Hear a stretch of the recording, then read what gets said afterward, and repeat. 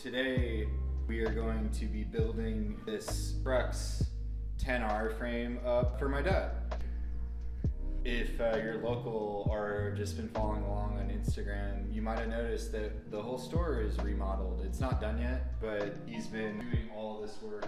I made an art project out of this bike hanging wall. This is so awesome already, just to get our bikes off the sales floor. All the new paint, bike hanging over here. There's a bunch more stuff over there. It's still kind of a construction zone, but it's coming together. Usually kind of just give him some demo bikes to try out, and this is his next one. So Crux 10R. We've had this frame in stock for a while and nobody bought it for some reason. I'm a little surprised, to be honest, because it's pretty awesome. It's a 2022 model year. Still the same bike as the current one, but I don't think it's gonna be a very complicated build, but I thought, like, hey, we haven't really built a Crux yet, even though we've had a lot of Cruxes come through. We're gonna start by weighing this bike. I think that we are about to build a 17-pound bike. These are one of the lightest gravel bikes you can buy, so it should be the lightest gravel bike he's ever had. This is a size 58 frame. With the headset, axles, and fork, all the stuff, seat post collar, we're at about 1,400 grams for the whole thing. So on this bike, we're gonna be doing a zip theme. I have a lot of zip stuff hanging out, and pretty much everything on this bike. We, like I've always said, have a really great relationship with Tram and Zip and have a lot of their parts kind of kicking around, so it all matches nice with this colorway too. This is a crazy color. Get some shots of this thing. I don't remember what Specialized calls this. I'm gonna look it up. So this color is called Gloss Carbon Smoke Gray Granite, and honestly, like always, these Specialized websites photos are never very accurate. Like, this frame looks so much better in person. Not saying this looks bad, but I've always joked about how they need to like figure out a different way to take photos, because they have so many frames that you get them in the mail and you're like, wow, I didn't even know that that was that color. So like my Diverge, honestly, it looks like it's a black bike in the photo, but it's this awesome green color. What are we doing? There's not a whole lot to this bike, and so I'm just thinking, like, first thing we should do is crank. I don't know, I just said something. That's like the only thing that we would not want to do first. You were just standing there staring, so I just said something. I was just floundering.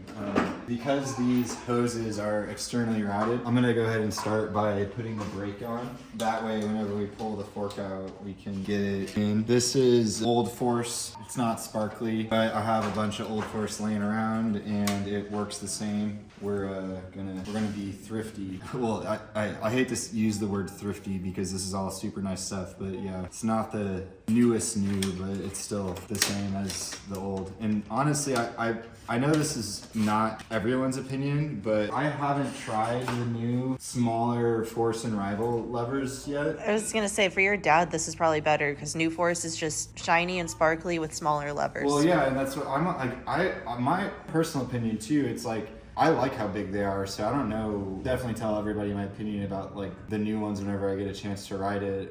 Obviously, at this point, we've all seen the leaked photos of the new Red, which I definitely will be doing videos about, so stay tuned for that. Like I said, this bike has been available for sale for a little bit now on our website. Nobody bought it, but you could have if you wanted to. If you were interested in anything bike related, check out thebicyclestation.com. We have tons of stuff in stock with more new products added every day. We're gearing up for the season here, so you're gonna see a lot of new inventory rolling in. And if you don't see something you like, reach out. Tons of people from YouTube have been reaching out. Viewers from YouTube have been reaching out, and we're very thankful for everyone who's given us a call just to ask a question. Even if you're not buying something, like, feel free to reach out. We probably can help you. So check it out, thebicyclestation.com. I created a loop-de-loop. You see the problem I have? I have to unmount this, and Yikes. yeah, big issue.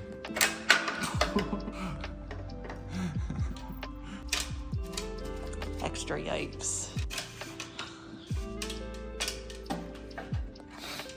We got XX1 axis rear derailleur. Recently, a company called 5Dev released a transmission conversion kit for specialized drop bar bikes, and I've been trying to email them and see if we can get that, because I would love to have that. And if we do end up succeeding in getting a response from 5Dev, we will be doing transmission upgrades on all of the specialized drop bar bikes we have, because I wish that they had UDH. This is a positive video. We really like the Crux, but I am going to tear Specialized a new one right now. They have known about transmission for years and years. It's probably 6 years of lead time on knowing. I don't know the exact amount of time they've known, but like the Specialized Epic came out in 2021 with UDH. And if the Specialized Epic came out in 2021 with UDH, the 2022 Crux should have come out with UDH also. It blows my mind. And I'm ripping into Specialized right now, but it's every brand, and it's unacceptable that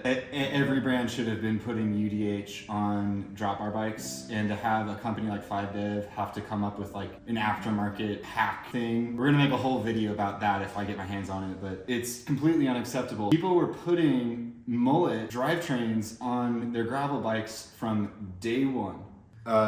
Yeah, do better, please. Anyway, let's be positive again. So this is a XX1 derailleur. Probably been on like, I don't know how many bikes, but a lot. And as I was doing this, I just wanted to ask, like, we got a lot of these bicycle station battery stickers, and if y'all would like to see these for sale on our website, let us know. We can, if there's people interested, we kind of have just been giving them out to post them. Family and friends. So yeah, we can post them on online. My tool's over here. Let's put this on the bike. Zip Firecrest 303 wheel set with S-Works Pathfinders. I really love the new styling Specialized has done, where it's like half S-Works on that side, and on the non-drive it tells you what the tire is. I think it just looks super aesthetically clean, and I think it's gonna match this bike really well. We have a 10 to 42 rainbow cassette. Throwing it on. Throw it. So what I got here is a BB Infinite, and then I'm gonna space the threads out because we're gonna put a mountain bike crank in this. So to get the correct spacing, we're basically just making it into a 73 millimeter shell. Super easy way if you're looking to have a little bit wider Q factor to just easily create one. It's 2.5 millimeters of spacer on each side. And I think most of the BB Infinites actually ship with spacers. I don't know if these spacers came with this bottom bracket or not, but definitely going on this bike. All right, so we got an XX1 dub crank here, and it's 8 bolts, so we can attach a power meter to this here in a second. Non-drive spacer for the Infinite. About to install, I have this SRAM cork power meter. I might have encountered a problem here. I'm not sure this is gonna fit on here. Carbon that's hanging off the edge of this is, I'm pretty sure, contacting the power meter, although it's very hard to tell. Very hard to tell. I'm gonna try it. If the chainring doesn't spin straight, we'll know. And I have a backup plan if that's the case. As I tighten that bolt down, it's seated into place. My backup plan was just to put one of my Arrow chain rings on that I know would work. And if we have to do that, we have to do that. But for now, we're gonna proceed. So I'd say that install went pretty good. The chainring and everything ended up working just fine. I've seen a lot of people on message boards ask this question. This is a 46 tooth chainring right here. But if you want a bigger chainring on your Crux, all you gotta do is get a wider crank and it'll fit no problem. The reason we put wider cranks on is because my dad also, just like me, prefers the wider key factor. This is a 168 mountain bike crank, and so yeah. And if you're wondering, it does work with the power meter. I don't know if SRAM would tell you that, but we did it live today, figured it out.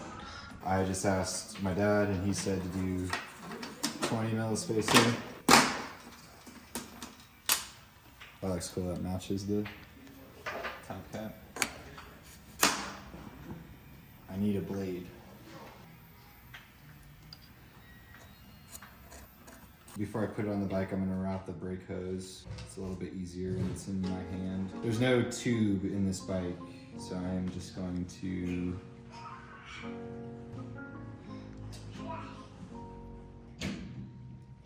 You don't need no tools to route. Probably would have gone quicker if you used tools though. It only took me 5 minutes. I think my point stands.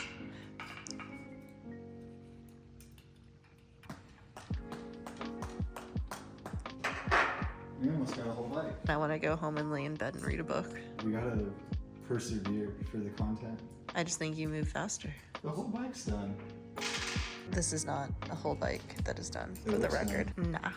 Just trying to get the sizing right. Got all the routing done and everything. Almost done with the build. Woo, I'm filming. So I'm sizing the cables up. I got my electrical tape ready and I'm just checking to see so the cable's not rubbing the frame, and I've got the bar at 90 degrees and I'm gonna go ahead and pin it right there with the tape. And we'll do the same at the front. Now that we know where the rear is gonna go, we can kind of put the front somewhere. The front obviously is not gonna rub the frame, but we still want it to look nice. On this bike, because the cables are external, I actually kind of see what it's gonna do if you turn it, come back and rest on that. Looks a little messy, but I'm gonna give it a little bit more. This will be more like right there. Kind of one of the, I don't know if you would call it it's a pro and a con of this bike. The external cable routing is nice for a lot of people, but for me, I think I would have preferred an internal option. I think, like I've said in every video, I'm so used to routing internal handlebars and stuff. At this point, I would prefer it on a drop bar bike so that I don't have to worry about this like rubbing my frame or whatever. Might even end up taping this together. We'll have to see. If you want to be really precise about your cable routing, I think we're in a good spot here, but you just shove the cable into where it's going. You can kind of see what your end result's going to be before you install the barb. I think that's looking pretty good there. So I'm going to go ahead and do that. Roll it in really quick. And when you get that started, just take your 10 and your 8 and then hold the female end of it until it works. Normally I'd glue this bar tape, but my glue is done. So we're just gonna tape it. And that also can look really good if you do it right.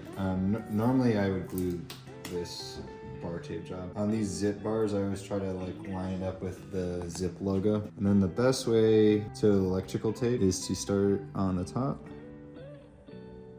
and just kind of like catch the edge there. And then as you pull it out, you can line that up, tape that bar tape to the tape, and you can see the tail there. Connect it. Sweet. And I actually do a lot of rolls on this because I like to make sure it doesn't come undone. And I always cut it at the bottom like that. It doesn't have to be crazy perfect. It's an off-road bike, but since I can't glue, that'll work for the day. You can always go back and glue it later too, just undo the electrical tape. Maybe in the future I'll do that if that's what we decide to do. Hilariously, both of the coin batteries in this SRAM Force are literally dead. There's definitely some new old stock Force levers. It's been sitting for a couple years probably. No big deal. We'll get some new batteries in it, and my dad will fix the shifting and everything. But let's weigh this thing. I kind of think we might have built a 17-pound bike, but we're gonna find out. Yeah, it was You were wrong. No, I was so close. Pound off. So it's 18.1. We could have made a 17-pound bike, but we didn't. Cool though, it's size 58, and this definitely could be a 17-pound bike. Yeah, I agree with that. Yeah, no, we definitely could make this a 17-pound bike. We got an aluminum bar, a really, really heavy computer mount. We have a power meter and a heavier saddle. Definitely potential 18-pound or 17-pound, but with what we did today, it's 18. So let us know what you thought of this build, and I will update you guys with what my dad thinks of it. Here you go, Dad. You can have it now. Thank you very much. Yeah. Thanks for doing all the work in the shop. Let me find a sticker for that.